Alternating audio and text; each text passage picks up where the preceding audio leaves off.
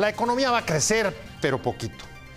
Va a haber mayor estabilidad y menor incertidumbre gracias al TEMEC, pero se van a necesitar medidas adicionales para impulsar a la economía del país en 2020. El gobierno dice que ya está preparando estrategias y que las va a comunicar antes de que termine este año. De esto vamos a hablar hoy en Opiniones Encontradas. Muchas gracias por estar con nosotros en este programa en el que todas las ideas se pueden cuestionar siempre que se debatan. Le dejo mi Twitter, José Buendía MX, y si me acompaña vamos a ver unos datos para arrancar aquí en el foro con nuestro debate de hoy. La aprobación del TEMEC es una bocanada de aire fresco para las perspectivas económicas del país en 2020, aunque por sí solo será insuficiente para reactivar la economía desde el estancamiento en que se encuentra el cierre de este año, al igual que ocurre a la mayoría de los países. El gobierno y empresarios también confían en que el incremento de 20% del salario mínimo a principios del año también contribuya a reanimar el mercado interno y mejore así el consumo como condición para dinamizar la actividad económica. Aunque la mayoría de los pronósticos esperan un crecimiento aún bajo el próximo año de alrededor de 1%, también hay mejores expectativas de que este año se hayan sentado las bases para reflotar la economía mexicana a partir de la estabilidad de sus cuentas públicas y la mayor afluencia de inversiones atraídas por el TEMEC. Posiciones. 1. El presidente López Obrador pronosticó: vamos a crecer en el 2020. Están creadas las condiciones. Hay condiciones inmejorables para crecer por todos los indicadores favorables, sostuvo. 2. Jacobo Rodríguez, director de análisis financiero de Black Wall Street Capital, señaló: la ratificación del TEMEC beneficia porque quita el factor de incertidumbre y hoy es un impacto que estamos viendo en el corto plazo en el desempeño de IPC. A largo plazo, esperamos mayor dinamismo e intercambio comercial entre los países y en los diferentes sectores. 3. La debilidad industrial tiene consecuencias en el mercado laboral, porque según datos del IMSS, entre diciembre de 2018 y noviembre de 2019, solo se generaron 345.7 mil empleos formales, una cifra alejada a los 1.2 millones que se requieren por el crecimiento de la población. Arranco con opiniones encontradas. Pronósticos económicos para 2020. Hoy, mañanera de datos financieros y económicos. El presidente dice que sí va a haber crecimiento, que las condiciones ya están dadas, que este fue el año para establecerlas, que vamos a crecer, pero poquito. Muchas gracias, Luis Miguel González, por estar con nosotros, director del Economista. Encantado. Un placer. Espero que estés más optimista que la última vez que te vi con los últimos hechos que han sucedido y los anuncios de hoy. Se despejaron algunas incógnitas y siguen vivas otras. Que creo que es muy positivo tener ya el TEMEC. Imaginarnos un 2020 sin el acuerdo en la bolsa, ahora sí, sin el acuerdo asegurado o planchado, francamente hubiera sido una película de terror prácticamente sin héroes. Del otro lado, cosas que seguían o siguen teniendo incertidumbre, yo diría, hemos dejado de hablar de ellas, pero no se han resuelto. El gobierno apostó muy fuerte por Pemex, mantiene la apuesta para el 2020, pero en un contexto donde las últimas fotografías de Pemex no alimentan mucho el optimismo. Y un tema que no es económico, que no hay que perder de vista, la interacción entre seguridad, inseguridad y economía es algo que pesa, sobre todo en lo micro. El que los grandes empresarios, en que los organismos empresariales dejen de hablar, no quiere decir que para muchos negocios pequeños, que para muchas ciudades medianas, donde de facto puede haber toque de queda, no sea un freno. No signifique un freno a la actividad económica. Pues a ver, a veces vaso medio lleno, a veces vaso medio vacío. ¿Cómo lo traes tú? Soy Luis Martínez, coordinador de la Laboratorio de Análisis de Economía y Comercio y Negocios. Dice Luis Miguel, un año de terror habría sido sin el tema y sin héroes. Pero a pesar de eso, si lo vemos desde un lado negativo, a pesar de eso no vamos a tener crecimiento económico o va a ser muy poquito. Hoy el propio presidente lo aceptó, quizá alrededor del 1%. No, 1% no es muy alto. ¿Cómo es tu perspectiva? No, nosotros en el laboratorio lo calculamos en 0.3%. El próximo, 2020. Perdona, 2019. No, para me estoy hablando de 2020. para 2020, bien lo dice Luis Miguel, acumulando. Temec. Inversión que vendría bajo un aspecto spillover multiplicador del Temec, junto con algo muy importante, blindar la seguridad, brindar confianza, junto con el Plan Nacional de Infraestructura, 43,000 millones de dólares, más el Plan Nacional Energético que está por presentarse a finales de 2019, acumulado 1.7%. Es lo que calculamos en el Laboratorio de Análisis en Economía, Comercio y Negocios de la UNAM. 1.7%. Y yo te preguntaría, Román Rodríguez de la UP, 1.7% corresponde un poco a las expectativas después de la firma de este tratado, después de 2 años de negociaciones, y en cualquier caso, ¿qué otras medidas se necesitarían? Yo creo que sí, 1.7 incluso me parece un poco positivo. El 2.5 que manejan por ahí en el presupuesto de egresos también está muy positivo. Y yo creo que la clave es cómo se formó el presupuesto y cómo lo consideraron en términos de que creo que es moderado, entre comillas, pero aún así no considera los efectos adversos que ya comentamos, ¿no? Todavía no se cierra el TEMEC, todavía tiene sus aristas que no hemos visto y cómo van a impactar. Y sobre todo a mí lo que me preocuparía es cómo se asignó el presupuesto. ¿Por qué? Porque hay 3 rubros principales en el PEF que se van a llevar más del 50% del presupuesto. Educación, que sabemos que es un elemento disruptor para generar crecimiento. Está la parte de salud, que también tiene ahí un tema interesante, que todos sabemos todos los cambios que vienen. Y el tercer rubro, sus programas de bienestar, ¿no? El tema con eso es que esas asignaciones presupuestales no generan derrama económica y no generan actividad productiva, desde mi punto de vista, claro. Entonces, si no tenemos la activación y el catalizador que necesitamos, difícilmente vamos a poder lograr este tipo de tasas de crecimiento, ¿no? Pero, por ejemplo, hay medidas, la subida del salario mínimo. ¿Tú crees que eso impacte favorablemente, que sí sea algo que se note en una reactivación del mercado interno, que mejore el consumo? ¿20% de aumento salarial o no lo ves? El consumo es más del 60% del PIB, para ponerlo en números. En números. Creo que una cosa que es muy relevante que dice es en el presupuesto pinta muy poco inversión pública.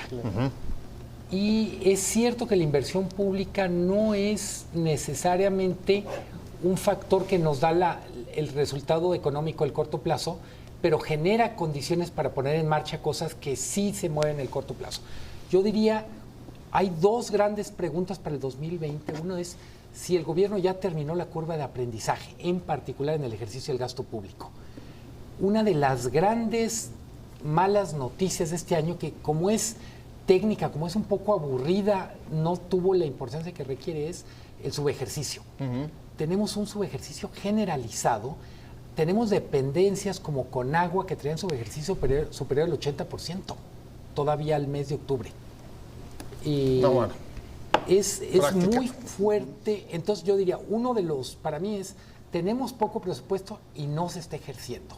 Entonces, para 2020 es, va a ser una diferencia enorme si el gobierno ejerce bien el gasto público. Sí, ya aprendió. Y la segunda variable que para mí es bien importante es inversión privada. 2019 fue un año de muchas fotografías con el presidente de los empresarios, pero esas fotografías no llegaron a las estadísticas de inversión. Una parte de las inversiones anunciadas de los 147 proyectos, hay que decirlo, cometieron el mismo vicio que todos los gobiernos, y es suman proyectos que ya estaban en marcha para engordar el caldo. Caso clarísimo, las inversiones aeroportuarias. Para hacer anuncios. Eso lo han hecho todos los gobiernos prácticamente que tenemos memoria. No toda inversión nueva. Entonces, la pregunta es, ¿cuánta inversión privada nueva va a haber? Yo diría, si podemos tener respuestas a 2 preguntas, tendremos una idea mucho mejor de qué va a ser el 2020. Insisto, cómo va a gastar el gobierno y cómo se va a comportar la inversión privada. Me refiero no a la parte de mercadotecnia y relaciones públicas, sino a la parte real. A ver, por lo pronto, junto con esas interrogantes y esas preguntas, el presidente, y lo cito hoy en la mañana, dice: las condiciones del país para que la economía crezca son inmejorables, porque todos los indicadores son favorables. Regresa la economía para 2020 y me quedé contigo, José Ignacio Martínez, del Laboratorio Económica de la UNAM. Las declaraciones de hoy del presidente, las condiciones para el crecimiento son inmejorables, dijo, y todos los indicadores son favorables. ¿Compartes? ¿Ves que en efecto que este año fue poner las bases y ahora podremos capitalizar? Yo lo pondré de esta manera. Están las expectativas para gastar, inversión, gasto, quizá para el consumo. La cuestión, hablando del presupuesto de estos 6.104.000.000.000 aprobados, el 57% es resultado o será resultado de ICR, IVA e IEPS en este orden. El punto es si el cuarto trimestre de 2019 es muy parecido a los dos primeros trimestres de 2020, no vamos a recaudar lo presupuestalmente aprobado y por lo tanto la inversión pública establecida en la ley de egresos no va a dar. Si a eso le sumamos el factor exógeno, donde 90 economías están en una desaceleración sincronizada global, como dijo la gerente del Fondo Monetario Internacional, y si a eso le sumamos el dato que da el secretario general de la OMC de 4.1 a 2.1 la caída de comercio internacional de bienes y de mercancías, esto va a provocar un enorme problema en la economía mundial. Echamos campanas al vuelo diciendo que México se convirtió en el primer socio comercial de Estados Unidos, que México está exportando maravillosamente autos a Estados Unidos. Bajo esta inercia, uno de los primeros países que va a sentir esta desaceleración es Estados Unidos. Enseguida nosotros, ¿por qué? Porque estamos exportando en demasía hacia Estados Unidos. Rápidamente, las exportaciones a octubre a Estados Unidos crecieron 4.2 a México, Estados Unidos, pero a nivel global cayeron a menos 2.1. Ahora, del otro lado, lo que puede parecer algo positivo es que también no necesariamente Estados Unidos va a caer en recesión, incluso hay algunos datos y algunos periódicos que están diciendo, a ver, van a lograr saltar el 2020 y acumular un récord de años sin caer en recesión enorme, aunque no sea muy alto el crecimiento. Sí, de hecho no van a caer en recesión, pero sí hay que tomar en cuenta los datos históricos que muestran que la tendencia ha sido a la baja. O sea, su PIB ha ido creciendo, pero en menor medida, y también en la tendencia mundial, ¿no? O sea, el tema de si está el escenario, retomando tu pregunta inicial que le hiciste al compañero, está el escenario, pues el escenario estaba en 2019 y no se aprovechó. De hecho, las bases, en contrario a incentivar la inversión, a incentivar el crecimiento, siento que se minaron, y ahora la desconfianza que está por ahí oscilando entre este plan de infraestructura que se anunció, que en mayor medida va a ser privado. Entonces tú bien sabes, los privados van a invertir en función de si hay rentabilidad, si hay condiciones y el nivel de riesgo que tenga México, ¿no? Entonces eso depende mucho de las condiciones que creen desde el aparato económico, pero también del aparato político, ¿no? Entonces los mensajes que dé tanto el secretario de Hacienda, el gobernador de Banco de México, como el mismo presidente, van a ser cruciales para definir esas bases, ¿no? Ahora, al mismo tiempo, Luis Miguel, yo te diría, ¿y qué medidas adicionales se necesitaría? Hoy el presidente dijo, antes del fin de año vamos a dar unas nuevas estrategias para reforzar e impulsar el crecimiento. ¿Qué más puede ser? Y me preocupa una cosa, 13 meses de caída de la industria en este país. A ver, primero vamos en lo que no se debería de tocar. Tenemos equilibrio en las finanzas públicas, un buen balance de finanzas públicas. Ahorita hacían referencia, y es muy cierto, es un equilibrio en donde la variable de ajuste ha sido la inversión. Ha caído la captación de impuestos, pero en cualquier caso hay un compromiso claro del gobierno de no gastar más. Por no gastar más de lo que ingresa. Yo diría, eso no lo deben tocar. Yo diría otra cosa que por inercia podemos pronosticar que 2020 va a tener tasas de interés más bajas. Es decir, el Banco de México va a seguir bajando tasas. Es un factor que puede incentivar consumo e inversión. Eso, digamos, si no se tocara con la inercia o con mantener el rumbo de 2019, lo tendremos. Yo pondría la atención en 4 sectores. Uno es construcción. La industria de la construcción lleva 43 de los últimos 44 meses en números rojos. Uf. O sea, pongo el dato Sí, es muy porque fuerte. no solo es el comienzo de la administración de López Obrador, ya traíamos 2 años y pico cayendo. Así es. Entonces, construcción me parece que es un sector que necesita medidas urgentes. Una parte tiene que ver con subejercicio, es decir, es un sector extremadamente vulnerable al subejercicio. Otra industria que me parece muy importante es energética, en particular para no perder mucho tiempo en el tema, yo diría, quedémonos solo con petróleo.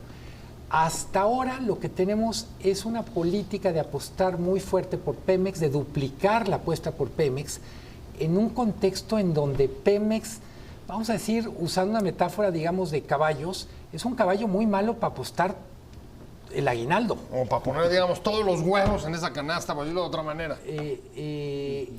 Entre otras cosas, porque si queremos hacer bien las cosas con Pemex, se van a requerir mucha paciencia durante mucho tiempo y no resultados de corto plazo. Hay una contradicción, hay veces, en el mensaje del presidente en el caso de Pemex, porque le exige resultados de corto plazo cuando está claro que es un herido, un enfermo que requeriría muchísima paciencia para hacer las cosas. Entonces, creo que la industria energética necesita cambios. Yo diría, para mí, el principal ajuste es señales al sector privado. Como yo lo veo, es un campo suficientemente grande para que haya espacio, para que Pemex coma, para que haya una industria petrolera nacional y para que haya extranjeros. Es la inversión que queramos poner cabe. Yo diría que hay un tercer sector que los últimos días de discusiones alrededor del TEMEC nos han hecho perder de vista lo que es fundamental. El TEMEC implica cambios estructurales para la industria automotriz. Vamos a necesitar muchas medidas para la industria automotriz, no solo laborales. Tiene que ver, desde mi punto de vista, con que un larguísimo ciclo de prosperidad en la industria automotriz ya se acabó. Viene un cambio tecnológico en la industria en la que México no aparece en el mapa. México no es un gran productor de vehículos eléctricos, no tiene fábricas de baterías eléctricas, por lo menos no del tamaño proporcional al tamaño de la industria que tenemos. Y creo que todo mundo asume que como sigue generando mucha riqueza, no hay que retocarla. Necesita una cirugía preventiva, valga la expresión. O sea, a ver, incluso si fuéramos a la joya de la corona que ha sido la industria automotriz en los últimos años, grandes desafíos, innovación tecnológica y la reforma laboral. Déjenme una pausa rapidísima, porque ese es el otro tema. Nuevas condiciones laborales que van a afectar, digamos, transversalmente prácticamente a todos los sectores de este país. Y ese es un reto, lo decíamos antes de ir al aire, de los más grandes que va a enfrentar el país en el próximo. Pronósticos económicos para 2020 y, por supuesto, también algunos de los grandes retos del año que viene, después de acuerdos como el TEMEC, por ejemplo, toda la reforma laboral y la reforma también a industrias que han sido exitosas. Coronas, joyas de la corona como la automotriz. Tú mencionabas la automotriz, pero a ver, lo que viene para la economía mexicana con la reforma laboral. Vamos a entrar necesariamente a una nueva gobernanza laboral. Ya está la NOM 35, que crea un mejor clima para los trabajadores. Luego tenemos el anexo 23, el anexo 31 de la adenda que se da al TEMEC, pasando por el artículo 6.7 de la Ley Federal del Trabajo, el acuerdo 98 de la Organización Internacional del Trabajo, que nos lleva a una nueva gobernanza, ¿no?, entre libertad sindical y derechos laborales. Pero algo muy importante, ya lo señalaba Luis Miguel, ¿no?, la parte de, yo le llamo a esto, el valor agregado tecnológico laboral, ¿no? Si México no invierte en su mano de obra y se queda solamente en la manufacturera tradicional, no va a dar el paso siguiente, tomando en consideración que el próximo lustro vamos a estar inmersos en el 5G, el Internet de las cosas, la realidad 4.0. La realidad aumentada, ello sobre la industria 4.0. Si no nos abocamos a ello, vamos a estar cayendo en lo tradicional. Y no podemos cometer el error que durante 25 años tuvimos con el Telecan, que fue un instrumento de crecimiento, y el TEMEC debe ser un instrumento de desarrollo sostenible. Román, ¿estamos preparados para eso, para la reforma laboral? Todavía ¿Cómo la ves? nos falta mucho todavía para soportar una reforma. Hoy hasta de regreso estaba el Bester Gordillo, me parece. Es que pareciera que estamos regresando en el tiempo en lugar de evolucionar, ¿no? O sea, estas modificaciones que se han observado hasta ahora, pareciera que en lugar de sentar bases para crecer más, para desarrollarnos, para aprovechar la innovación tecnológica que está dando el boom en todo el mundo, México se está quedando rezagado y cada vez más se retrae, ¿no? A mí me preocupa mucho la parte externa, que sabemos que viene complicada, pero también me preocupa la parte interna, porque si estos presupuestos que hicieron para sus programas de bienestar se comen el presupuesto porque no logramos tener el crecimiento esperado, Pemex se le apostó mucho para el 2020 incrementar su producción. Si no lo logra, va a haber que ajustar presupuesto, o va a haber que hacer lo que el observador dijo que no iba a hacer, es volver a poner nuevos impuestos, ¿no? ¿Y eso qué va a hacer? Pues que va a estrangular más a la base tributaria más golpeada que tenemos, que es la clase media, y que corre un riesgo importante de estar mermada para el siguiente periodo, ¿no? Y perdón, antes de ir contigo, tenemos en la pantalla, si quieren vamos rápido a verlo, la votación final de la Cámara de Representantes de Estados Unidos del juicio contra Donald Trump. Si se inicia o no, ahí tienen ustedes las cifras. Son, si mal no estoy viendo, a favor 227. 28. 228. Porque hay un independiente abajo. Sí. Y un independiente abajo, y en contra 188, básicamente demócratas y, republicanos. Hay 2 demócratas que votaron en contra del impeachment. 2 demócratas en contra del impeachment, 188 votos en total contra 229. ¿Qué tal? Una votación histórica, Luis Miguel. Sí, todo mundo puede apostar que en el Senado se va a reproducir este esquema y por tanto no le van a, digamos, lo van a abollar, pero no lo van a tumbar.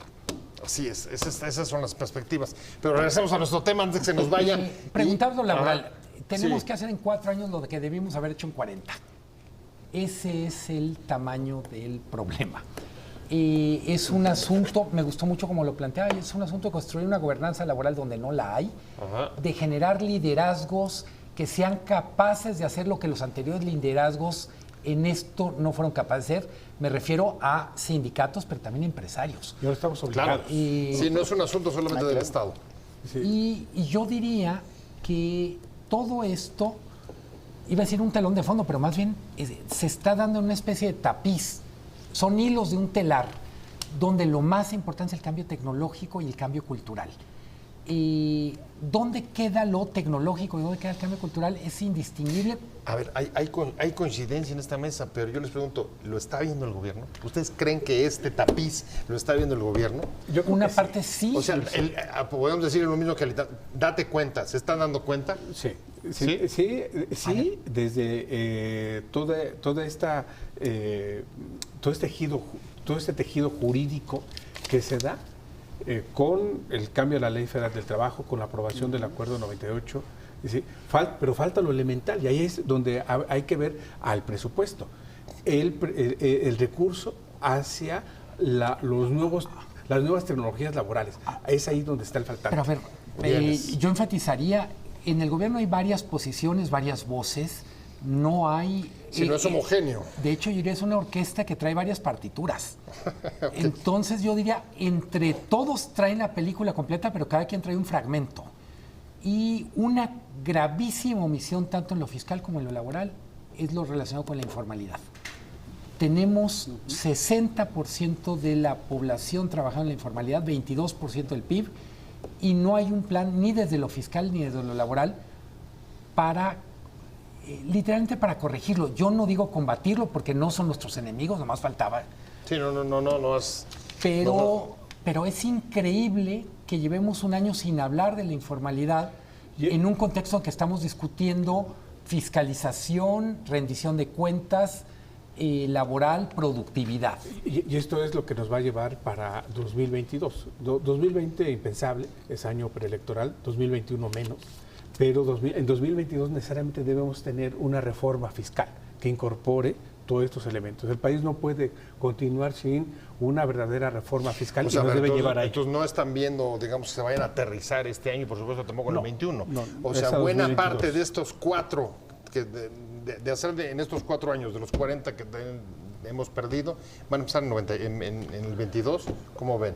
Yo, a ver, nada más para cerrar la idea, yo creo que sí se han dado cuenta, pero hay un problema que creo que hemos perdido de vista y quizá nada más se le ha matizado un poco, que es, bueno, está bien el diseño, la planeación, pero la implementación que deben de llevar a cabo los programas y las políticas la están haciendo de manera incorrecta desde mi punto de vista. ¿Por qué? Porque esta visión de tener servidores públicos con 90% honestidad y 10% experiencia y conocimientos técnicos puede costarnos muy caro a largo plazo, ¿no?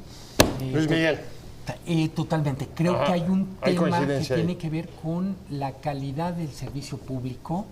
Yo diría, llegó con la 4T gente muy buena, yo diría, lo digo con todas las letras, gente como el director del Infonavit, me parece Claro. que es, yo diría, si tuviéramos muchos funcionarios con ese perfil técnicamente, con la camiseta puesta en el proyecto político, pero lo cierto es que hay muchos que no conocen ni su área de expertise. O sea que otro de los elementos que quizás se necesitan a principio de año o se necesitarían para este reto tan enorme son cambios. Cambios en el gobierno y en el gabinete y sobre todo en las áreas técnicas. A ver, no ¿o necesariamente a nivel secretarios. No, operativo. Los que están Operativas. operando y tomando las decisiones, los que están literalmente poniendo en marcha la maquinaria. ¿Cómo ven? ¿Coinciden con eso? Sí, aquí es donde debe haber esa gran transformación en torno a la administración pública federal para que pueda darse ese cambio esperado. Pero también otra cuestión, me parece que como sociedad debemos estar inmersos ya, desde ya, hacia dónde transitamos. No hay un proyecto de nación a largo plazo, ¿no? Eso es algo muy importante. Y eso nos debe conducir a otra serie de paradigmas, a otros ecosistemas. En un momento clave en este país en los próximos años. Y déjame rápido, otra vez me están pidiendo, vamos al Congreso de Estados Unidos, donde como usted sabe, la mayoría de la Cámara de Representantes aprobó el juicio político contra el presidente Donald Trump por la acusación de abuso de autoridad. Como puede ver en los números, ni siquiera los rezos ayudaron en esta ocasión al presidente Trump, a pesar de que desde la mañana pedía que rezaran por él. Es otra votación, no termino de entender. Ahora es el artículo 2 de la resolución. No sé a qué se refiere. Es decir, creo que ya está el impeachment, pero... El impeachment está, ese es otro de los cargos. Otro de los cargos por el que fue otro de los cargos por el que fue son en dos. Uno, juicio. traición a la patria. Exactamente. ¿Sí? Y Obstrucción de la justicia. Y obstrucción de la justicia. En los dos ha salido, digamos, aprobado el que puedan proseguir y ir a la Cámara, al Congreso, a la Cámara, al Senado, perdón. Lo que es evidente es, hay un bloque demócrata votando casi casilla zapato, digamos. Completamente, o sea, no faltó disciplina mayor que la de Morena aquí, ¿eh? Y que insisto, es relevante esto de cara a lo que va a pasar en el Senado. Tengo la impresión que va a predominar la disciplina partidista y los senadores republicanos van a salvar literalmente al gato de la lumbre. Ahora, perdón que abra el paréntesis, pero la actualidad nos llama y la coyuntura nos obliga a ver, ¿sí le dan una buena abolladura a Donald Trump con esta votación o no? Porque creo que ese era el objetivo, ¿no? Sí, pero para lo que tiene que ver con México, Estados Unidos está entrando en una fase proteccionista. Es decir, la agenda demócrata no es muy diferente a la agenda de Trump. en los dos temas que para el tema de comercio, que ilustró muy bien José María. José Ignacio Martínez. Que son el tema de la guerra comercial con China y la apertura comercial al resto del mundo. ¿Cómo queda eso? ¿Cómo queda en ese escenario proteccionista un acuerdo de libre comercio con México? Es una de las grandes incógnitas. Bueno, a ver, por lo pronto estamos de acuerdo que tenemos un TEMEC proteccionista. Una cosa un poco rara. Sí, y algo pero es proteccionista. De las 3 grandes promesas de campaña, de 3 ya las cumplió. Uno, tiene la parte con China, que ya está en un acuerdo preliminar. China en 2016 estaba creciendo 6.8%, para 2020 estará creciendo 5.7%, tiene una caída en variación de 16.17%. Y eso crea empleo en Estados Unidos. Sí, claro. 2, echa abajo el Telecan, si se aprueba el TEMEC. Y 3, nuevamente impulsa la economía estadounidense creando empleo manufacturero. A ver, un cuarto el más bajo nivel de desempleo en 50 años. No es una poca cosa, ¿eh? Un cuarto punto. A partir del 11 de diciembre hay un nuevo, no hay sistema multilateral para la resolución de diferencias en la OMC, que es otra de las cuestiones que decía Trump. Es decir, acrecenta aún más ese proteccionismo, y yo le llamo a esto la nacionalización de la globalización, que es ahí donde va transitando Trump. Luis Miguel. Va a ser bien complicado el TEMEC, es decir, nos salvamos del peor escenario, pero quien crea que es una especie de TLC extendido, es decir, vamos a entrar a un nuevo periodo en el que tenemos que aprender muchas cosas, incluyendo la anécdota de los agregados laborales. Cuando digo anécdota es cómo van a funcionar los paneles. Por ponerlo, tuvimos una conversación con el subsecretario Seadí, nos decía, ha habido en este momento menos de 10 paneles en la historia del Telecan. Se espera que en un escenario de muchos conflictos pueda haber entre 50 y 100 al año. 50 o 100 al año. Y México, además, enfrascado en la implementación de una reforma laboral que va a ser quizá la más potente, ¿qué puedes decir? La más trascendente y la más profunda de su historia moderna. Que apuesta por un cambio cultural. Para mí el problema no es crear las instituciones como tal, sino producir un cambio cultural para el que no necesariamente estamos preparados. No sabemos cómo funciona la democracia sindical en este país, hay que decirlo. Y ya estamos con el cuerpo atravesado en la puerta, porque si entra en vigor el TEMEC el 1 de enero, al 5 de febrero tendríamos la primera demanda laboral si México no regula el outsourcing. Con base a los 85 días que se establece en el anexo 31, el artículo 31.1.1, ¿sí? Ahí vamos a estar atorados el 5 de febrero. Bueno, a ver, todavía tienen enero, ¿no? Enero van a ser los foros y outsourcing. Habrá ley de outsourcing en enero, me imagino. A ver, la presión que vamos a tener, y ahí están las imágenes, justo de cómo se dan las cosas en el Congreso norteamericano, va a ser fuerte. Yo la creo votación que terminó ya. Nuestra principal presión viene de nuestra propia realidad. Y creo que nos ha venido bien construir esta idea de una especie de enemigo externo, pero lo cierto es que muchos de los problemas que enfrentamos tienen que ver con no haber hecho la tarea a lo largo de tantos años. Me voy a quedar con esa frase. La presión en 2020 viene de nuestra propia realidad, y con esto me voy, tengo que despedir el programa. Te agradezco muchísimo, como siempre, José Ignacio Martínez, coordinador del Laboratorio de Análisis, Comercio, Economía y Negocios de la UNAM. Un placer, como siempre, tenerte aquí. Pepe. Gracias por los conceptos, nacionalismo de la globalización, me encantó, la verdad. Muchas gracias, de verdad. Ramón Rodríguez, de la Panamericana, muchas gracias. Román, perdón. Sí. Muchas gracias, Luis Miguel González. Gracias, director del Economista. Gracias.